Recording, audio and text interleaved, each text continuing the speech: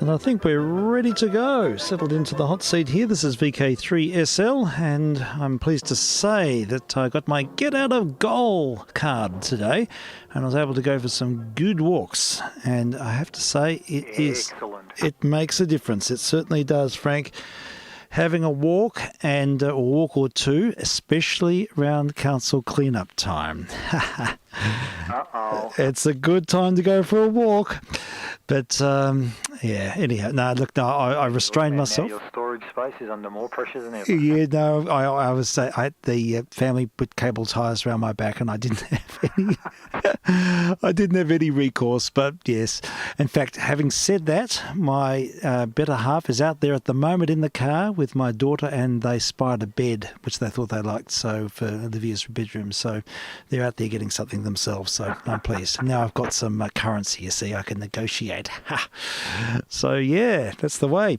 Anyhow, so particularly if you help them get rid of the old one. Yes, that's right. No, we're going to be putting a whole lot of things up on Gumtree for $1 and or zero.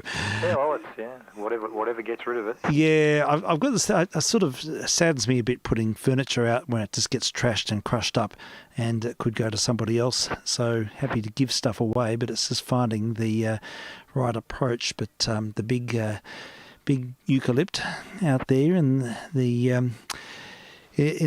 out there on the internet will hopefully suffice. Yeah, unless of course you just use it. You make it your outdoor summer missions area. And yes. Have it so you can do it all and lie down and. I know. I've thought about these things. I know. Microphone suspended above you and. Yes, having the little outdoor pad. Yes. So what was that? Everything but the dancing girls. Everything but the dancing girls, absolutely, yeah. No, we always justify. Yeah, so, yes, those thoughts have passed my mind. Yay. So anyhow, we are testing, of course, folks. If those unacquainted, this is an afternoon session. We're back on AM, and I've been able to get a few more watts out of the mitts. It's sort of nudging up to 70 watts today. So I changed the 6v6, and I think it's given a little bit more oomph, but there's definitely an LC matching issue in the buffer somewhere that's not quite allowing things to express themselves properly in that transmitter. But look, it is what it is, and it's filling a space, and at least we can be heard beyond Melbourne to some degree, and without all of that. You're not as strong as you were this morning. Oh, that's interesting. Yes. This morning I had over 100 watts. It was really singing this morning. Are you on 2 metres, Frank? Have you done something with your 2 metre signal? Might be on frequency. Hold on. Yeah, I think you might be off a bit. Yeah, you're a bit. Sorry, Frank. A bit of noise there, but yeah. So as in physical, quite a lot weaker. As in, are you on a lower power level or a different antenna or something? This Frank. Yeah. Yeah, I think he's just checking. He's checking his frequency. vk3 OP. Yeah. Oh, there you go. That's back to normal. Full scale. I have my meter back. Thank you. Yeah. I tweaked down the power. Okay. It And was still readable, but I just thought, hang on, that's a huge excursion from where it used to be, just in case you had a fault or something. Yeah, thank you. No, I've got the nominal 100 watts, but I think the loading is not working. It doesn't match into this discode's not an ideal transmitting antenna. so you got to find that sweet spot It where is you're for your not. energy going straight up in the air. That's it. There's not too many people above me to listen, you see. Except for Just the Thunderbird ISS. 5. John and Thunderbird 5 will be out Or here. the ISS.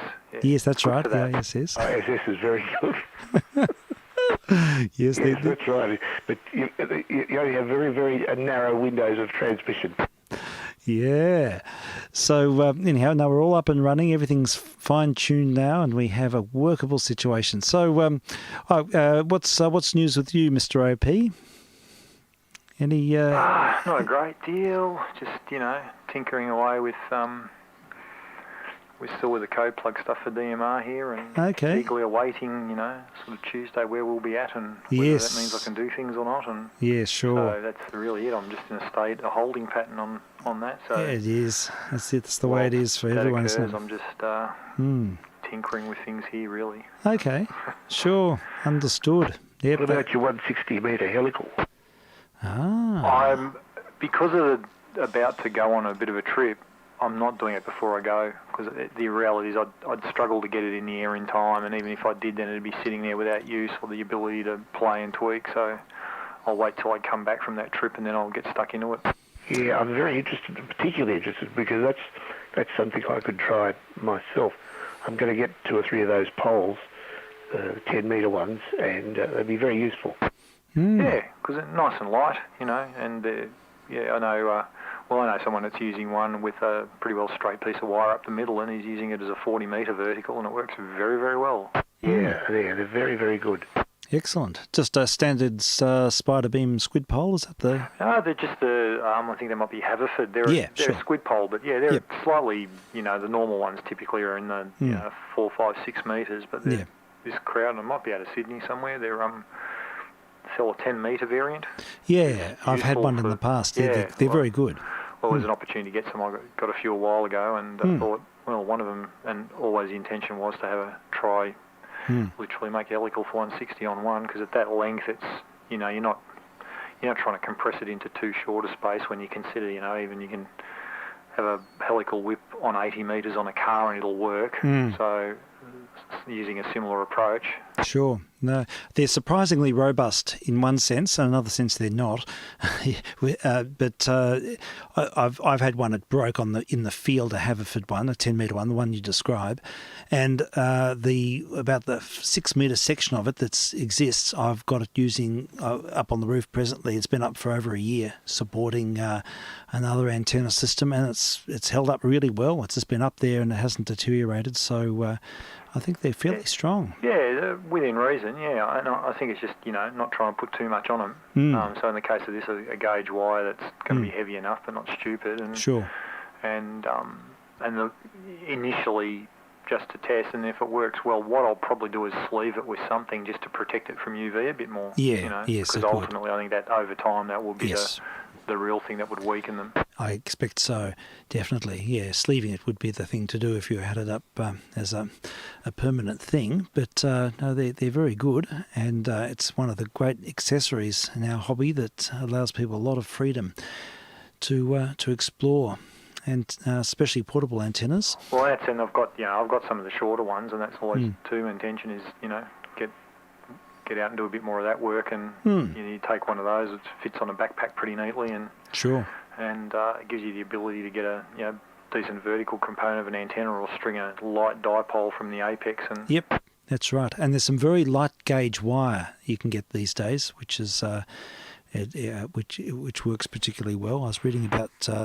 What sort of resistance factor is there? I'm not sure, to be honest. I think it's very good, though, for what it is. I was reading about this on one of the solder beams or one of the the good thing QRP about it websites. in that mode QRP is you're not putting a lot of grunt through it. You tend to be running very 5-10 watts, so the gauge of wire becomes less important. Yes, well, particularly over the top. I mean, maybe you have a different gauge for the lower section where the current is, and then you can possibly splice something else on as well. That's another possibility. To just so you've got the longest, the vertical component is not putting any strain on the thing. And even things like a bit of using 300 ohm ribbon, which is fairly light, instead of coaxial cable, and into a balance or a Z match type tuner, and you can get some pretty good results. Yeah, I've heard of that. Yes, no, that's excellent. Yeah, all right. Well, that's a good project on the go, and well, what we might do is I might just get a little bit of extra modulated sound. I was going through a pile of records, and I found a disc we were talking about the other day, which I couldn't find. This is always the way things work here. It's sort of, there's a displaced element to it. We speak about something and the record can't be found, and then suddenly it turns up a week later. But we had a session on Ted Weems and his band from the 1920s dance band, particularly vibrant group, and we were speaking about this disc. It's called The Man from the South, and here's the original. So I'll give it a whirl. I think it's about 1929, and we'll come back afterwards and have some more chats. That's good. vk3sl testing. vk3jr on.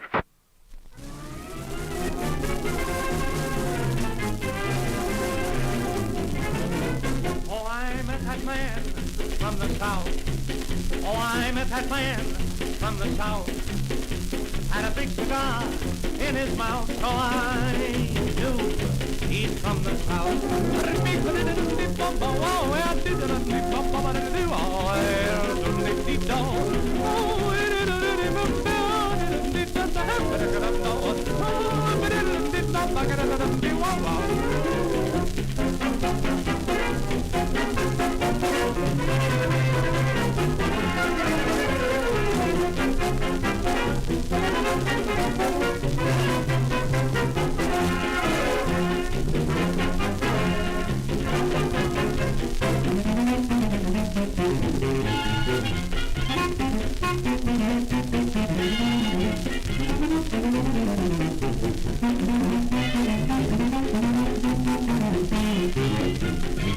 Say, Jared, what did your wife say when she left you? I'll sue you later.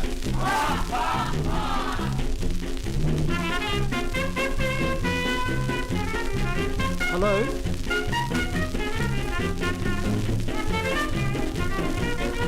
Oh, okay. Can you... Okay. Say, Jimmy, what do you I'm in the think middle of of bathing my girls? program. I don't know. I never bathed one.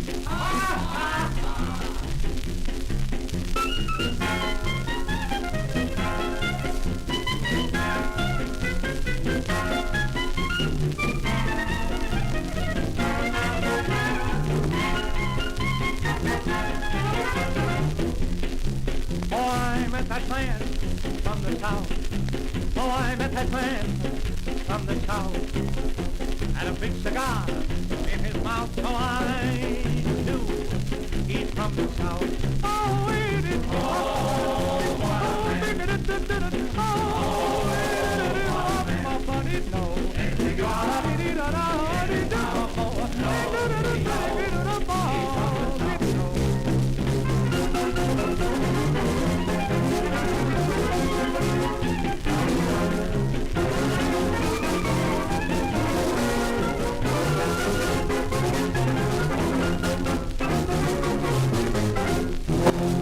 This is vk3sl. Now, fellas, I've just been taken by a call. I've just got to follow up on something, so I will just put on a little bit of... No, I was just saying that, I don't know if you heard, but I called you. You must have had your mic open just a touch. I was hearing a little bit of your audio through. Yeah, sure. I did. I realised I had the channel open. I'm in the middle of a phone call now, so I was going to put a bit of Mozartium on, and for about just 5 or 10 minutes, and then there's measuring stuff up out there on the clean-up situation. I'll probably have had the call, so I'll Tim say... Okay, right. Catch you soon. I'll be back in about 10. Okay.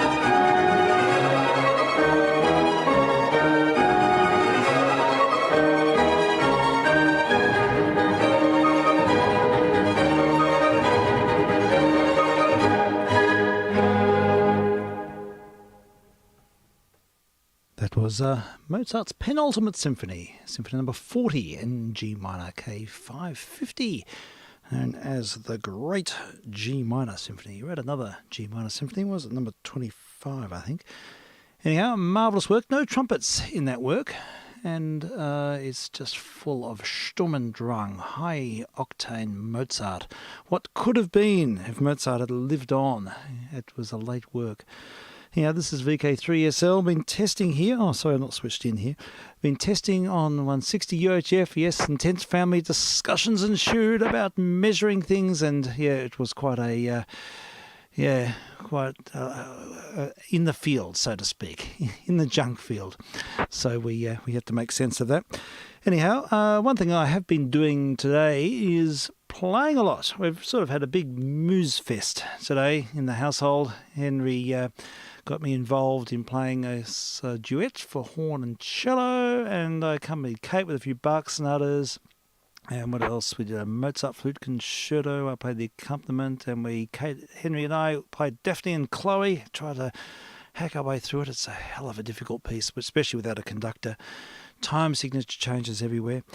But I'm trying to reconcile. I've got my cello here, see, and it'd be nice to play something on air. But the problem is I've got no room. It's tight. The space is really tight. It's just I can barely move at all. So it's okay for teaching because I can sort of demonstrate small things. But to wield a bow or yield a bow is a tricky thing to do. Now, I was sort of wondering what would happen if I held the bow in the middle. And that means I effectively use only half a bow. And I'm going to give that a try. I'm going to try and play a jig by Bach. I just had a little go before, and it's sort of, sort of works. It doesn't really work, but it's okay. We'll give it a whirl because in the spirit of these creative times, we need to sort of find pathways, and my pathway is playing music and playing missions. So we're going to reconcile both of those things. Try a bow on the guitar one day. Yay, worth it. Alarm Mr. Page. Yes, that's right. Can sound very interesting. Yeah. Jimmy Page did it with Led Zeppelin on a few occasions. He did. That's right. People use bows on saws. There's all manner of ways of using a bow. And anyhow, look, I'll give you a bit of a bill, fellas. I'll play a jig from one of the Bach suites. This is one I was playing through before, so we'll see what happens. We'll give it a try. And I'll have to take my cans off, but this is going to be with half a bow. So, I'll move the chair back a bit. I'll direct the microphone down a little. And very close quarters here.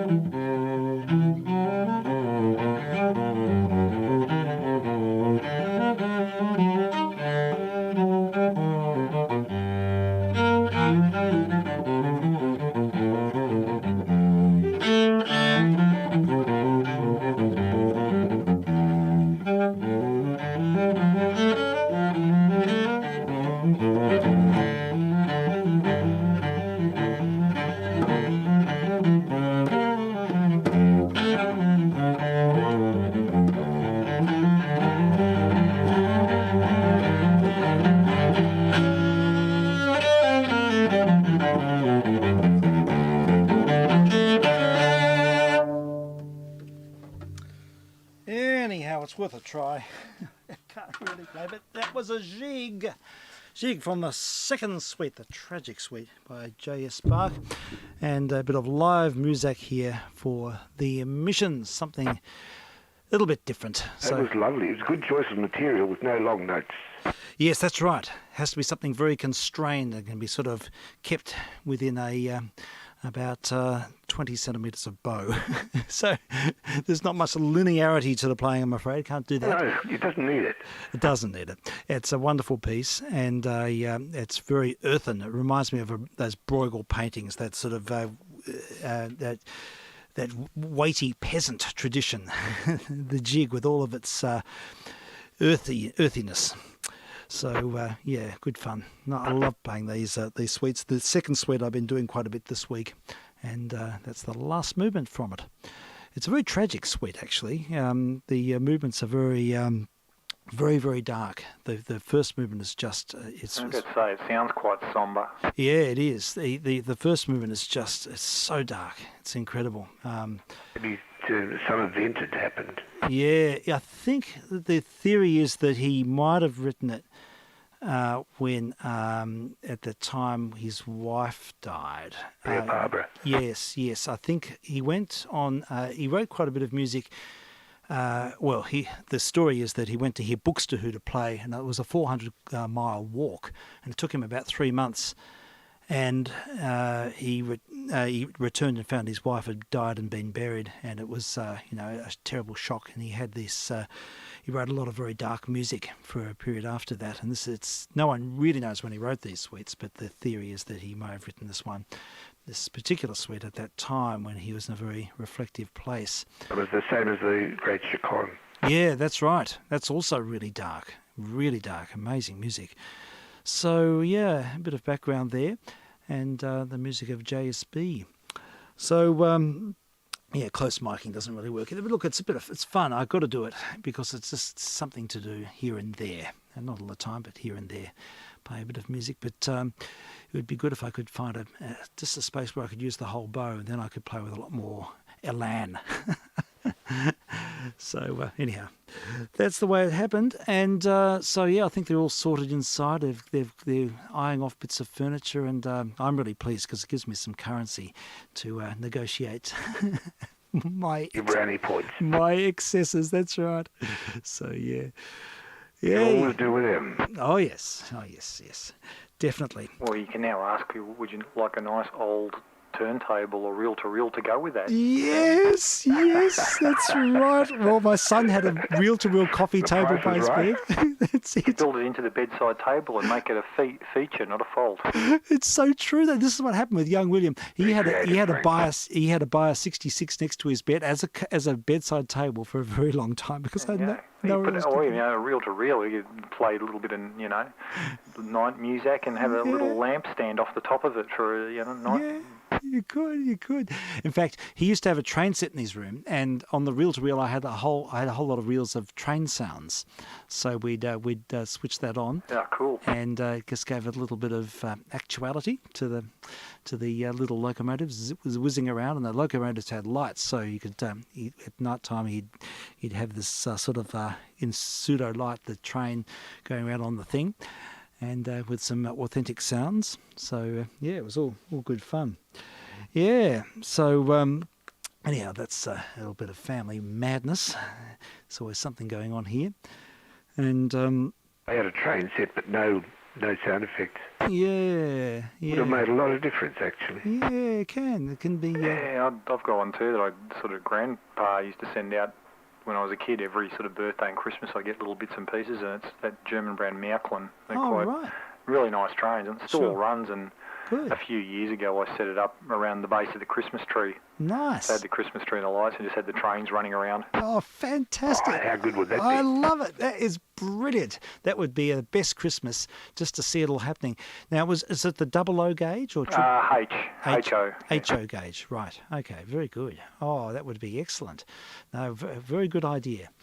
Hornby, I think. Yeah. Yes, Hornby. Yeah, well, the Australian or the British with him, the majority stuff here was Hornby. They were one of the biggest. Yeah, yeah. Okay, yes, Hornby. You certainly see a lot of Hornby stuff around. I think Will's is a Hornby, or it was originally my set.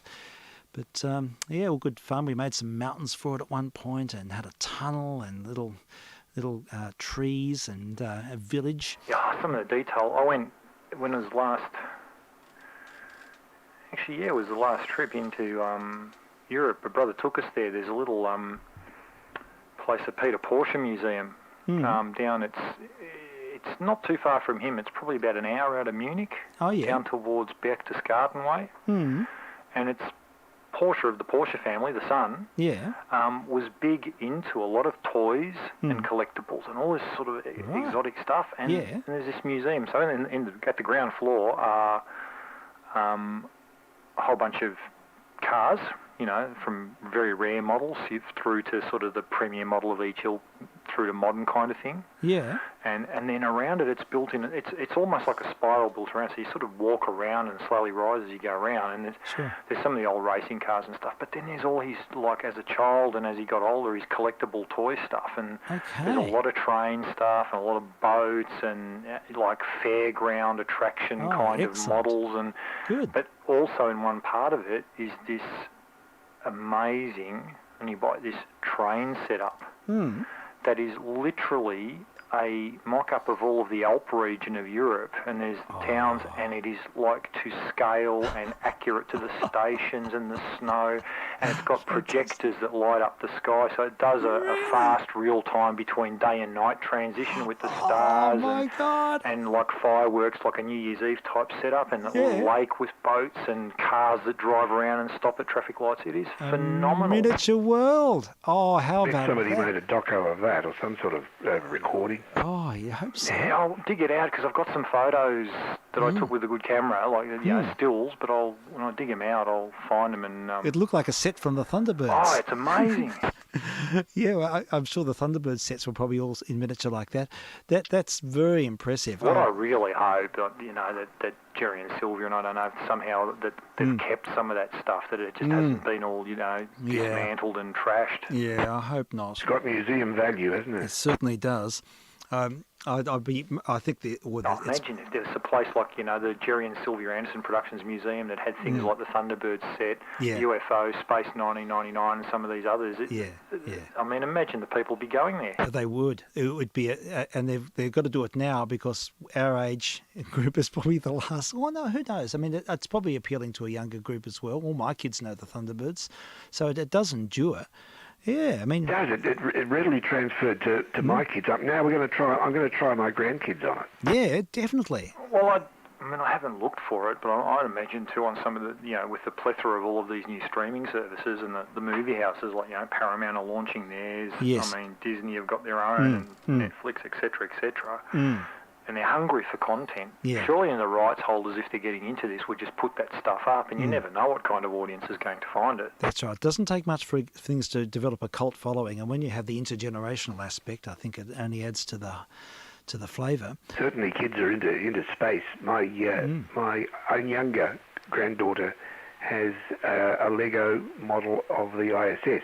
Oh wow, that's brilliant. How about that? She and her father built it. I'm not sure whether he bought it for her or for him, but they're having a great time. Oh, how about that? Yeah, well, it's often the case. Yeah, the parents. Yeah, that's cool. I've got models here to build. The scale, plastic, glue together, paint, etc. I've got a Saturn V rocket. Wow. Which is almost a metre high when it's built. I've got a shuttle. Yep. and then I've got a Millennium Falcon, a TIE Fighter, and an X-Wing. So I've got a few to build. I was going to ask if you had any Star Wars. Well, the older one, she's got the Saturn V rocket.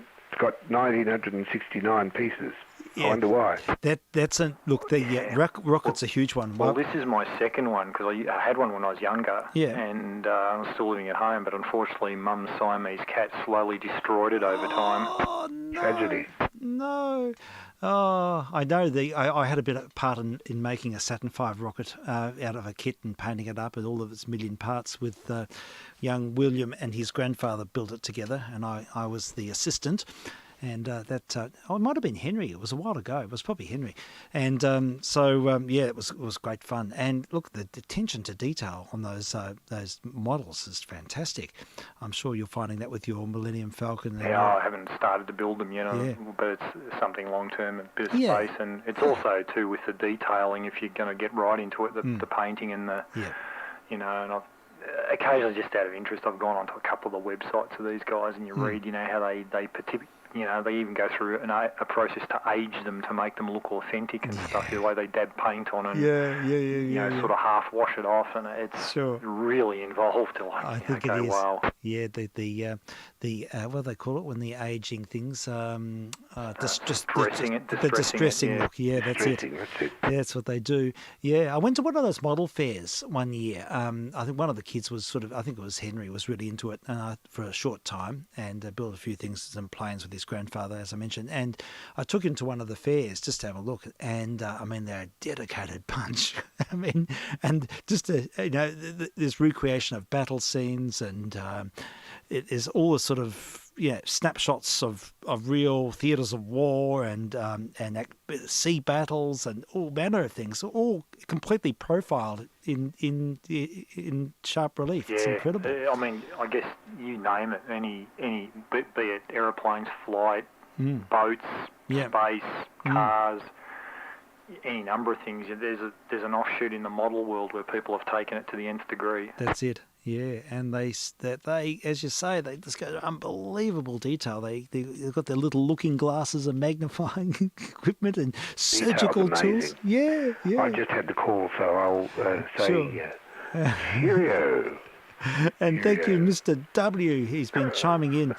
And, G'day, Wayne. G'day. Yay. vk3sl, wishing everyone all the best, and talk soon. Yeah. Cheers, Frank. Cheers, Frank. All the very best. Frank. Yeah, and thank you for your great suggestions last night. For those who didn't hear the program, the first part in particular is worth listening to because Frank channeled Milt Jackson, and we heard a whole lot of the Modern Jazz Quartet and some amazing recordings. Which I tuned in a bit later. I probably came in maybe half an hour or 45 in and listened. And there's some. I was enjoying some of the jazz. Yeah, some really good jazz. Yeah, he's my favourite vibes player. Oh, I'm still vibrating from the vibrato. That's the one. It's a very interesting instrument, actually, mechanically. Yeah, they are. And it's hypnotic to listen to. It's just such a pure sound. It is. And I find it just sort of completely consumes me. I love the sound of the vibes. And in a real concert... It's not something that's really around much today, is it? No, it's kind of died out, I think. Yeah, I think in jazz it has. You certainly hear it in orchestral marimbas and things like that are still used a lot in orchestral music, and a lot of schools have marimba ensembles. And so there's a very good vibes player called Gary Burton who's been around for quite a while. And he has a trick which is to be able to place several notes at once.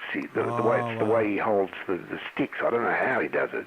Yeah. But he's able to do this, and Milt never tried that, but he's so Gary is about all there is in really well-known vibes jazz players. Sure. Does that mean you can essentially play chords, or are they just individual notes? He does. You play chords. They often hold two beaters in each hand, and they sort of angle them, and they can actually play chords. It's quite fascinating. You've got it. Yeah. And Wayne said, vibrating from the vibrato. We need to put that on a T-shirt. Definitely.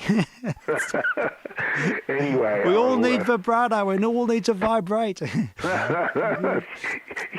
too much vibration is never enough. Never enough. But absolutely. Better go, or I'll need lots of brownie points. Okay, fair enough. No, you better get your credit assigned. That's it. Okay. Okay. Take care. Yeah, thanks so much, Frank. We'll look forward to your company next time. Likewise. Cheers. Bye. All the best. Yay. Cheers, Frank. Yeah. So I think a parody there too, because it's thinking of vibrato and just to jazz up a T-shirt if you want to go a cross-linguistic thing, because braten is like fried in German, so you could have vibraten on a T-shirt. Okay. Very good. Yeah, it conjures up all sorts of bizarre images. Yeah, very excellent. No, we could. I've always wanted to have a Bayer T-shirt. I really like the industrial design. I reckon they'd. I reckon if you went to their website or something, you'd probably, or one of these audio geeky type websites, you'd probably find one. There may well be, or a roller. The roller is the word roller, in its. The other thing these days is in some of the shopping centres now, you see there are these guys that do designs and stuff. It would be easy enough if you just get the image and capture it, and even perhaps potentially online, you could probably get one printed. Probably could. It'd just be a question of taking in a photo. Or grabbing a copy off a logo, and in a or a brass rubbing or something. Yeah, like even if it was a picture of a piece of gear, and then take the photograph and in Photoshop basically turn it into a white on black or whatever you wanted it to be, to make it, just to get the logo nice and clear and printable. And sure. No, I think that'd be a fun thing to do. I've never really been a T-shirt person, but I think it would be nice to have a Bayer or a Roller T-shirt. I do have one of the Roller 33. This is an interesting story.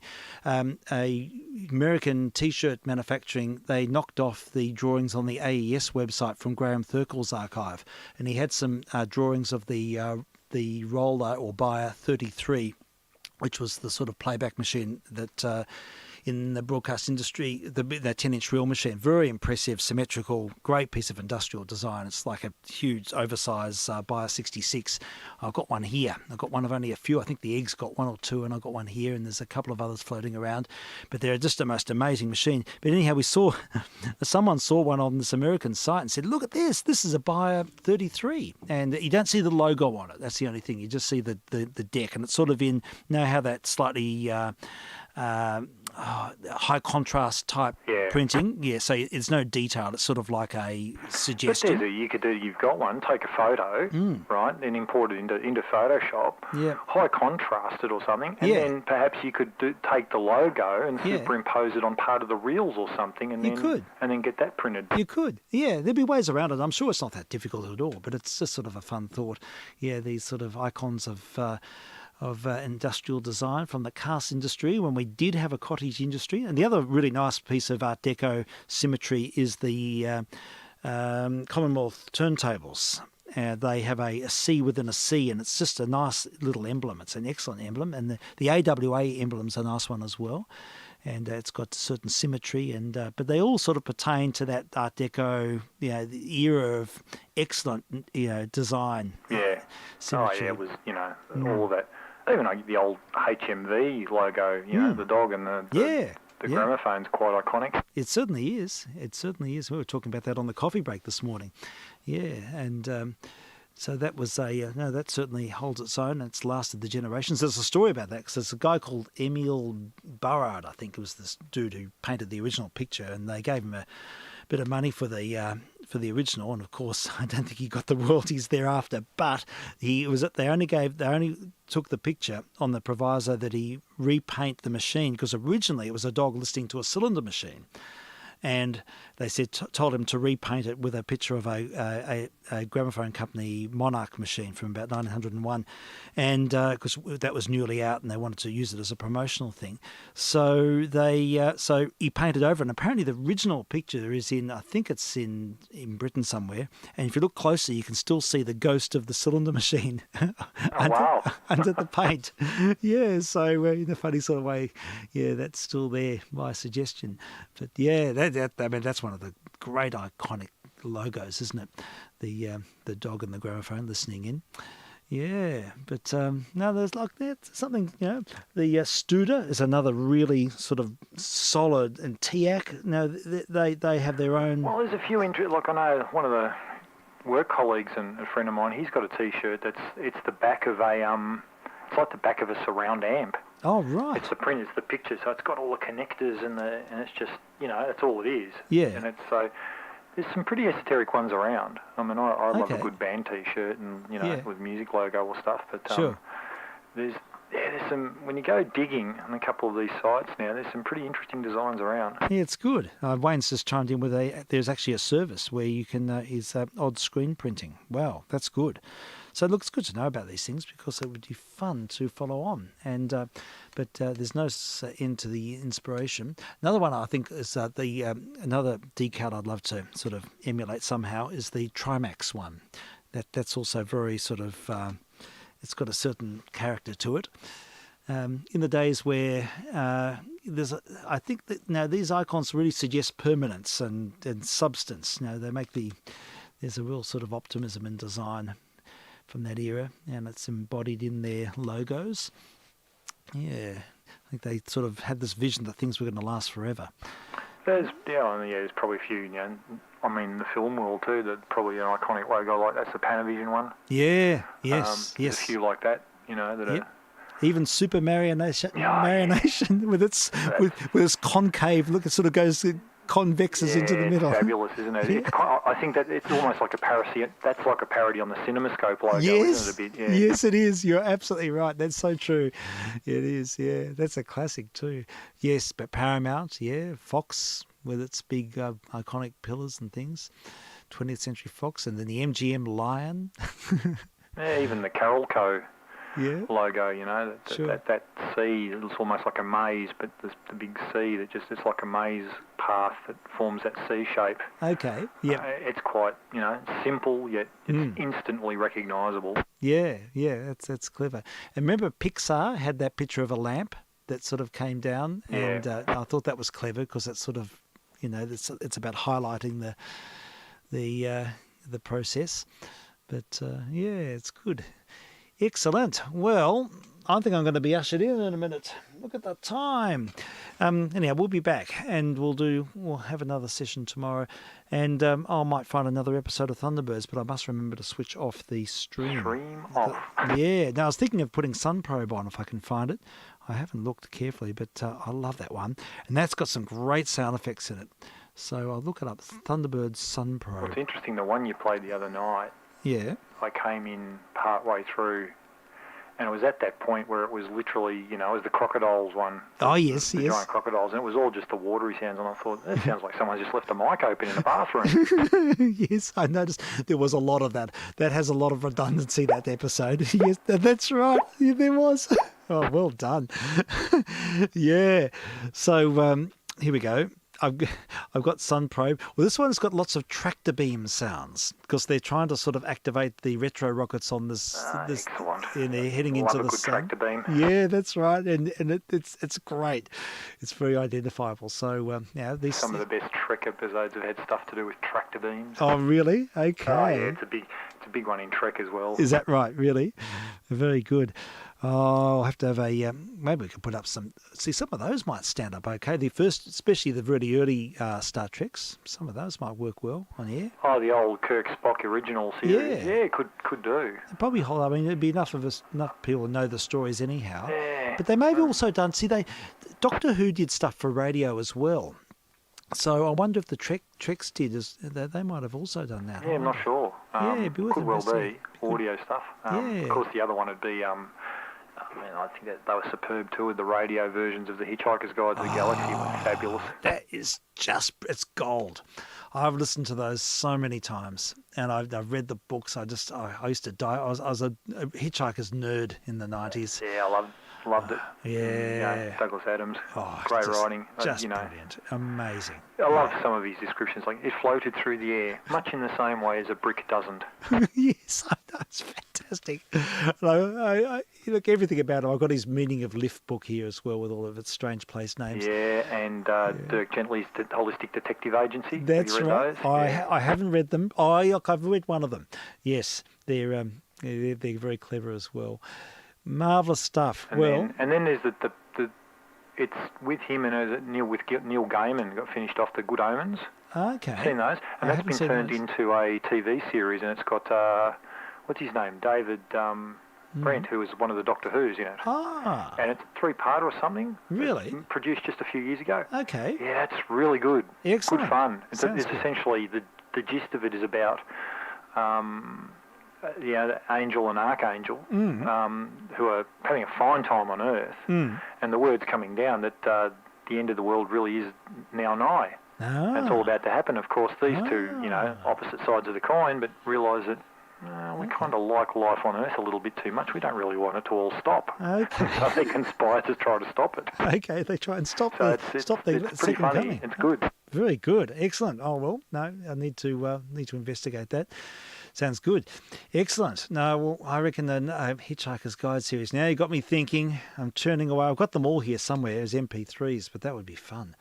Be great to play those.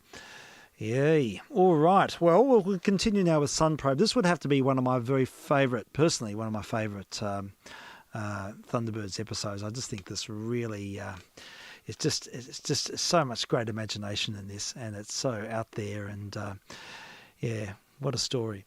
So thanks, Frank. We'll follow on. Have a good evening. Yeah, and you too. So I'll just turn off the stream.